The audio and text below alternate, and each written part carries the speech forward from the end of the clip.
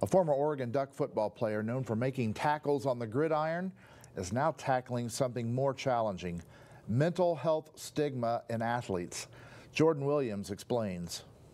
The mantra, especially in sports, is like, things that don't happen, inside this room or inside this facility, like leave it out. All the things that happen outside the world, like leave that out and just like focus on this. But sometimes that's pretty difficult. It's pretty difficult to do, to, shut off the things that are really affecting your heart, long term. Former Oregon Duck Derek Malone Jr. hopes his story will inspire others to seek help. The first thing is like, that awareness piece and just having someone to talk to.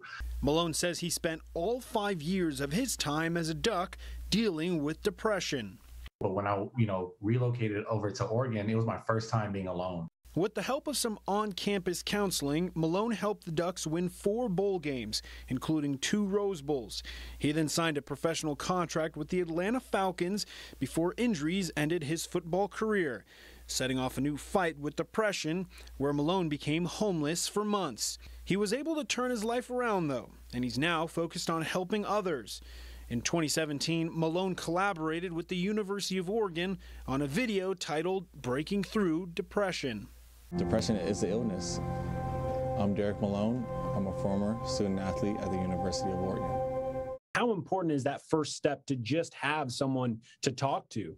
Mm-hmm. Yeah, and that's the most important. That's the most important thing, And the way that I like to break it down is it's not a one size fits all. But the hopes of this is like it gets you to a place to where you're able to speak about what you're going through and what your needs are.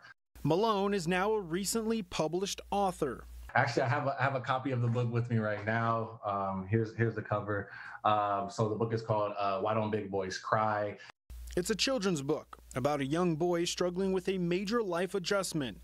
Malone wants young boys to know it's okay to show emotion.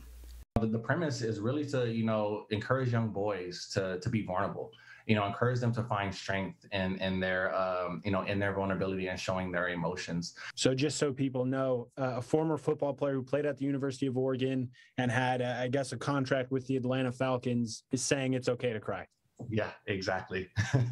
In Bend, Jordan Williams, News Channel 21.